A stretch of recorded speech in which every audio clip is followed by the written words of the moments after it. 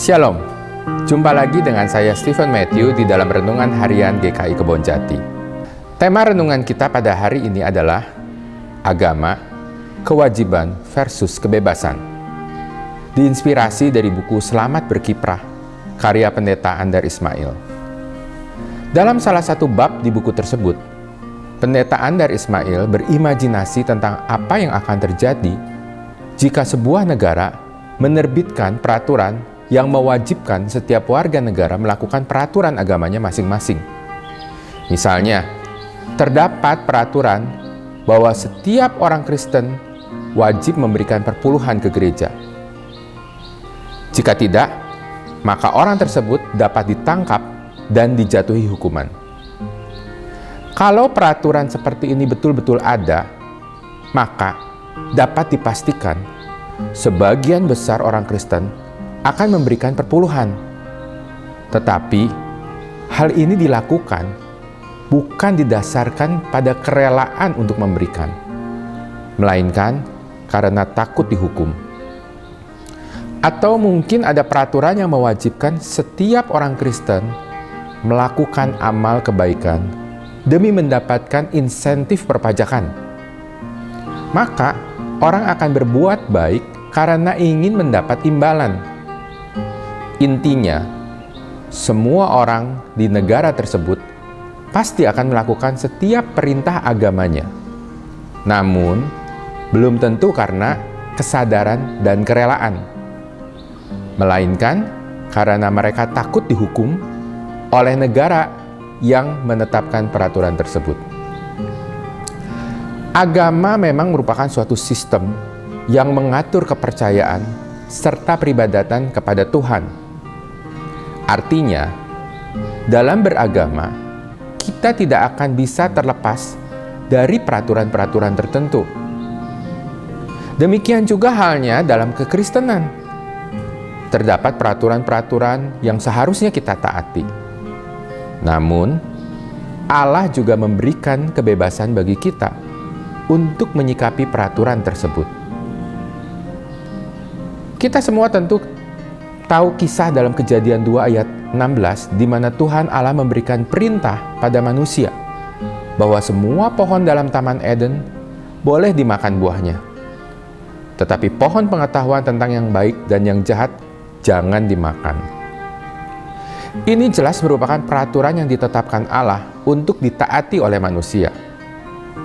Namun, dalam Kejadian 3 dikisahkan bahwa manusia gagal mentaati perintah ini.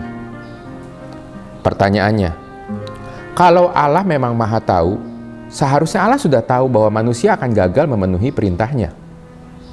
Lalu, kenapa Allah tetap memberikan kebebasan kepada manusia untuk memilih taat atau tidak taat pada perintahnya? Jawabannya adalah karena manusia diciptakan menurut gambar Allah. Kejadian 1 ayat 26-28 mengatakan, "Berfirmanlah Allah, baiklah kita menjadikan manusia menurut gambar dan rupa kita, supaya mereka berkuasa atas ikan-ikan di laut, dan burung-burung di udara, dan seterusnya, dan seterusnya." Dari ayat ini, kita bisa menyimpulkan bahwa sebagaimana Allah adalah pribadi yang memiliki kebebasan dan mampu membuat keputusan serta memerintah, maka manusia sebagai makhluk yang diciptakannya, sesuai dengan gambar dan rupa Allah, juga adalah pribadi yang memiliki kebebasan dan mampu membuat keputusan serta memerintah. Calvin membagi kebebasan sejati ke dalam 3 aspek. Yang pertama, kebebasan dari kewajiban memenuhi hukum Allah sebagai syarat keselamatan. Masalahnya, jika kita harus memenuhi hukum Allah sebagai syarat keselamatan, maka kegagalan paling kecil akan membawa kita pada kutuk dan hukuman. Ini membuat kita selalu takut akan kegagalan, hukuman, dan kebinasaan kekal. Galatia 2 ayat 16 mengatakan, "Kamu tahu bahwa tidak seorang pun yang dibenarkan oleh karena melakukan hukum Taurat, tetapi hanya oleh karena iman dalam Kristus Yesus. Sebab itu, kami pun telah percaya kepada Kristus Yesus, supaya kami dibenarkan oleh karena iman dalam Kristus dan bukan oleh karena melakukan hukum Taurat. Sebab tidak ada seorang pun yang dibenarkan oleh karena melakukan hukum Taurat. Aspek kedua dari kebebasan sejati menurut Calvin adalah kebebasan dalam kaitannya dengan hal lahiriah yang tidak ditentukan. Misalnya merokok, minum minuman beralkohol, membeli barang mewah, dan sebagainya. Mengenai hal ini, Calvin mengatakan bahwa kita seharusnya memaknai kebebasan kita jika hal itu membangun sesama kita. Tetapi jika kebebasan kita tidak membantu sesama, kita seharusnya tidak memakainya. 1 Korintus 10 ayat 23 mengatakan, segala sesuatu diperbolehkan, benar, tetapi bukan segala sesuatu berguna. Segala sesuatu diperbolehkan, benar, tetapi bukan segala sesuatu membangun. Aspek yang ketiga dari kebebasan sejati menurut Calvin adalah kebebasan untuk mentaati hukum Allah dengan sukarela didorong oleh rasa syukur. Kita melakukan kehendak Allah bukan lagi sebagai hamba, melainkan sebagai anak-anak Allah.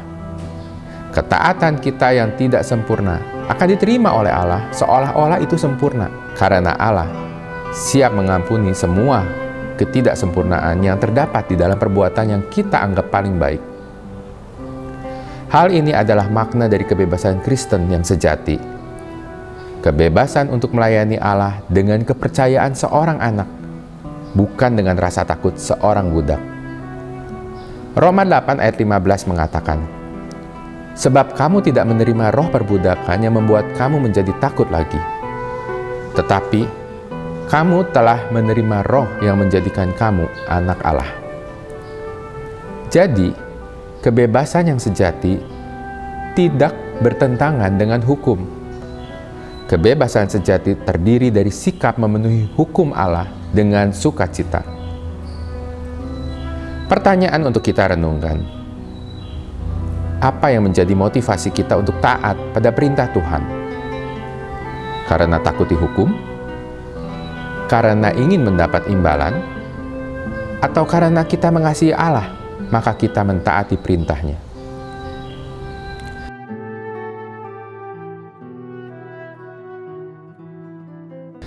Kebebasan yang diberikan Allah pada manusia merupakan sarana untuk manusia menyatakan kasih-Nya kepada Allah. Hanya jika manusia berhasil membuat keputusan yang tepat sesuai kehendak Allah. Demikian renungan harian kita. Tuhan Yesus memberkati.